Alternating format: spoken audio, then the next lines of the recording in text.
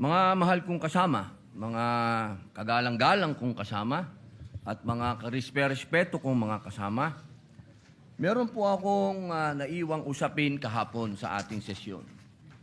Tungkol po ito sa asal o decorum ng isa sa ating kasamahan. Kaya naman, muli po akong humingi ng pagkakataon na makapagsalita ukol dito upang ipaalala at bigyang diin ang ating mga alituntunin dito sa Senado. Naniniwala po ako na mahalagang mapanatili natin ang respeto, paggalang at kaayusan sa bawat pagdinig at talakayan. Ayon po sa ating rules, ang sabi po dyan, Section 93, Rule number 34, Unparliamentary Acts and Language. Ang sabi po dyan, acts and language which offend a senator or any public institution shall be deemed unparliamentary. Sa wikang Pilipino, ang mga kilos at pananalitang nakakasama ng loob sa isang senador o alinmang pampublikong institusyon ay itinuturing na hindi naaayon sa kagandahang asal ng parlamentaryo. Malinaw po na sutuntunin na ito ng Senado na anumang kilos at pananalitang nakakasama ng loob sa isang senador o sa alinmang pagpampublikong institusyon ay hindi katanggap-tanggap. Bilang sanggunian, ipapakita ko po sa inyo ang isang video ni Senador Kiko Pangilinan kung saan makikita ang isang mainit na palitan sa pagitan niya at ng isa pang nating senador at ngayon ay Senate President bilang halimbawa ng kontekstong aking tinutukoy. Pwede mo ba sabihin sa anak mo, anak, pag mali sila, gumawa ka na rin ng mali. Anak, okay lang mangbastos kasi mas bastos sila eh. Anak, okay lang magbully kasi mas bully sila. Ako, hindi ko sasabihin yon. Ako, sasabihin ko, At hindi yun ang sinasabi. hindi, yun ang sinasabi mo, Mr. President, and I'm No, not yet Mr. finished. President. Kasi Of course you said, tama We si beg to Tariela. disagree, Mr. President, I'm not yet finished. No? Well, we beg to So, disagree. Mr. President, this is the question. The resolution, Ayun po, nakita po natin na napakagandang halimbawa na ilang beses pong gustong magsalita ni Senator Kiko Pangilinan na hindi dumaan sa tamang procedure na hindi binanggit ang Mr. President.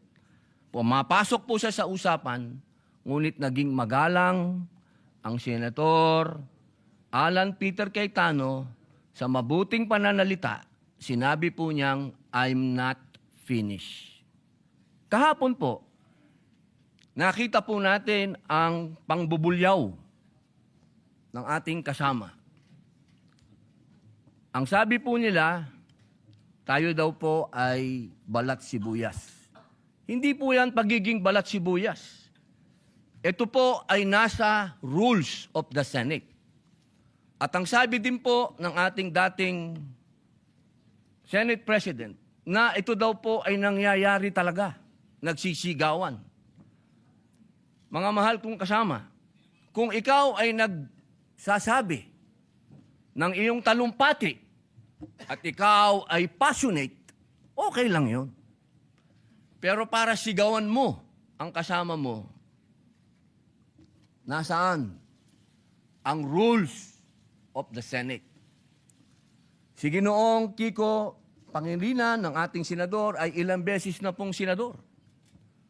Ako po ay neophyte kung tawagin.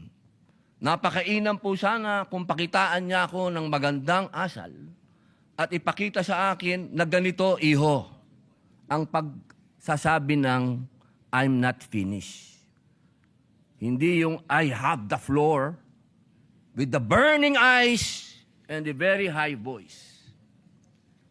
Ladies and gentlemen, on record po ito.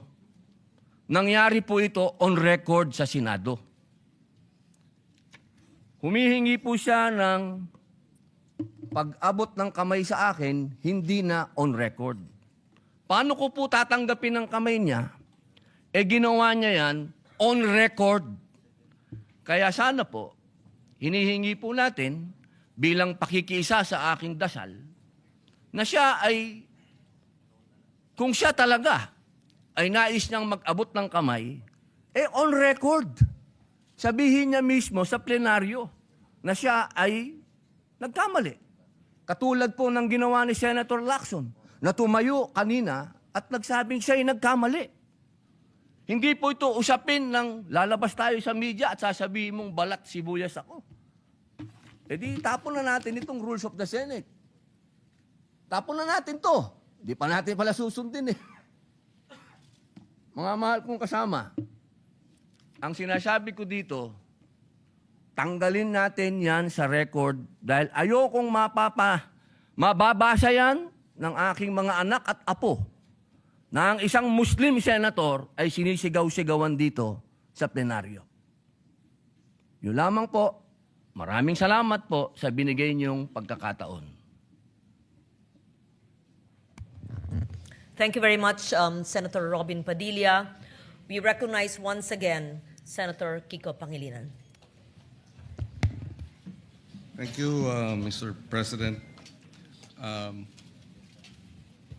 Mr. President, ang suggestion ko ay dahil napanood ko kagabi sa balita na nais pong magsampa ng ethics case laban sa atin na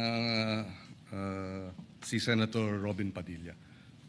So ang suggestion ko, isampa na yung ethics case at doon na po sa ethics committee natin pag-usapan ito dahil marami pang ibang mga mas importanteng bagay sa aking paniwala ang dapat nating talakayin. Maraming salamat po. For the record, Mr. President. Thank you very much, Senator Pangilinan. We recognize Senator Padilla once again.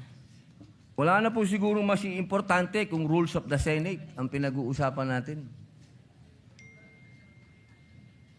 So, ang ibig pong sabihin ba niyan na hindi kayang mahumingi ng paumanhin ng isang veteran senator?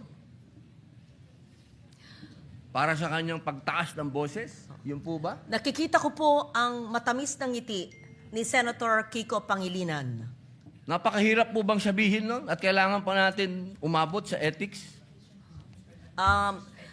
May I suspend session first?